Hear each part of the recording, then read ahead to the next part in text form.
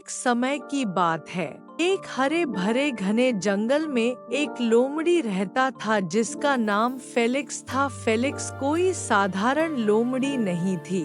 वह अपनी अद्भुत बुद्धिमानी और तीव्र चतुराई के लिए पूरे जंगल में मशहूर थी। अपनी चतुराई के बावजूद फेलिक्स विनम्र थी और हमेशा अपनी प्रतिभा का उपयोग दूसरों की मदद के लिए करती थी।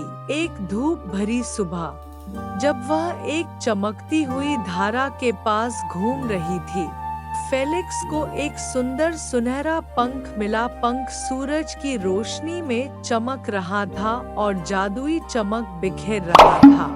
फेलिक्स ने इससे पहले कभी कुछ इतना शानदार नहीं देखा था और उसने समझ लिया कि यह किसी विशेष पक्षी का होना चाहिए।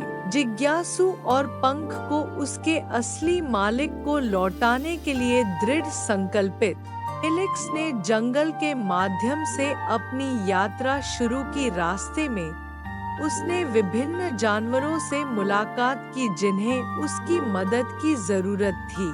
सबसे पहले फेलिक्स ने एक खरगोश के परिवार से मुलाकात की जो संकट में थे। वे चिंतित थे क्योंकि एक बड़ा पेड़ गिर गया था और उनके बिल के प्रवेश द्वार को अवरुद्ध कर दिया था। फेलिक्स ने एक पल सोचा, फिर चतुराई से सुझाव दिया, क्यों न हम गिरे हुए पेड़ के चारों ओर एक नया प्रवेश द्वार खोद लें।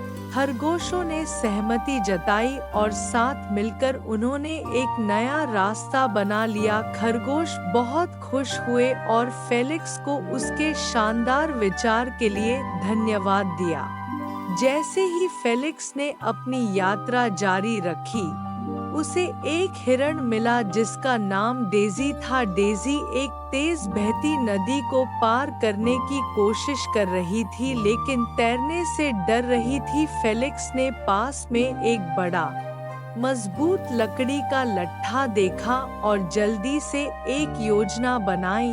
डेज़ी, उसने कहा, क्यों न हम इस लट्ठे को पुल की तरह इस्तेमाल करें, इससे तुम्हारे लिए पार करना सुरक्षित होगा।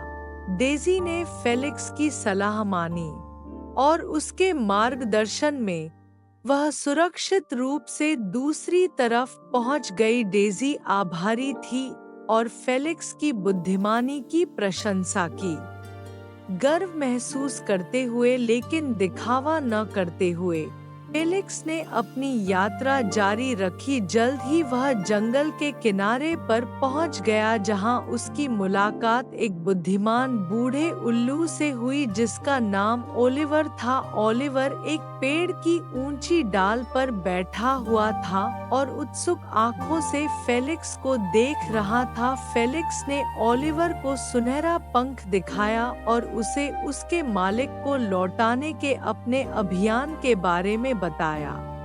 ओलिवर ने धीरे से हूट करते हुए कहा, यह पंख ऑरेलिया का है, जो कि एक जादुई सुनहरी चील है और सबसे ऊंचे पहाड़ की चोटी पर रहती है। वह जरूरतमंदों की मदद करने के लिए जानी जाती है, लेकिन बहुत कम लोगों ने उसे देखा है। तुम्हारा दिल बहुत दयालु है, फेलिक्स, और मुझे विश्वास है कि तुम उसे ढूंढ सकते हो। नवीन संकल्प के साथ फेलिक्स ने दूर खड़े ऊंचे पहाड़ की ओर यात्रा शुरू की। यात्रा लंबी और कठिन थी, लेकिन फेलिक्स की चतुराई और दृढ़ता ने उसे आगे बढ़ाए रखा। उसने घने जंगलों से होकर रास्ता बनाया, ऊंची चट्टानों पर चढ़ाई की और खतरनाक दर्रों को पार किया। अंततः कई दिनों की यात्रा के बाद फेलिक्स पहाड़ की चोटी पर पहुंच गया। वहां एक शानदार चट्टान पर बैठी थी ऑरेलिया। सुनहरी चील, उसके पंख सूरज की तरह चमक रहे थे और वह बुद्धिमानी और गरिमा की आभा से भरी हुई थी। फेलिक्स ने सम्मानपूर्वक उसकी ओर बढ़ते हुए सुनहरा पंख आगे किया। मुझे यह जंगल में मिला और मैं इसे आपको लौटाना चाहता था, उसने कहा। ऑरेलिया ने फेलिक्स की ओर दयालु, तीक्ष्ण आंखों से देखा और पंख को अपनी चोंच में ले लिया। धन्यवाद, फेलिक्स, उसने मधुर आवाज में कहा। तुमने अपनी यात्रा में महान बुद्धिमानी, साहस और दया दिखाई है। इनाम के रूप में मैं तुम्हें एक वरदान दूंगी। फेलिक्स ने एक पल सोचा और फिर जवाब दिया, मैं चाहता हूँ कि जंगल के सभी जानवर हमेशा खुशी में रहें और एक दूसरे की मदद करें, जैसे मैंने करने की कोशिश की है। ऑरेलिया मुस्कुराई और अपने पंख फैलाए। तुम्हारी इच्छा बुद्धिमान और निस्वार्थ है, फेलिक्स। आज से यह जंगल शांति और सहयोग का स्थान होगा और जब भी तुम्हें मार्गदर्शन की आवश्यकता होगी, मैं वहां रहूं। अपने पंखों की एक शक्तिशाली फड़फड़ाहट के साथ ऑरेलिया आकाश में उड़ गई। सोने के पंख बिखेरते हुए जो चमकदार बारिश की तरह नीचे गिर रहे थे। जंगल के जानवर फेलिक्स के चारों ओर इकट्ठा हो गए।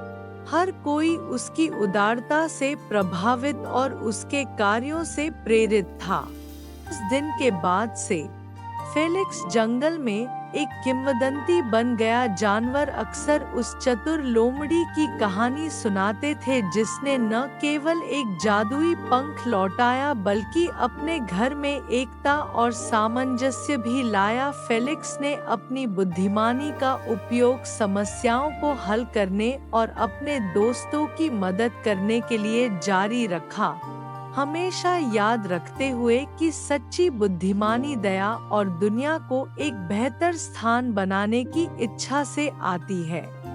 और इस प्रकार जंगल फल फूल गया और सहयोग और सद्भावना की भावना जीवित रही।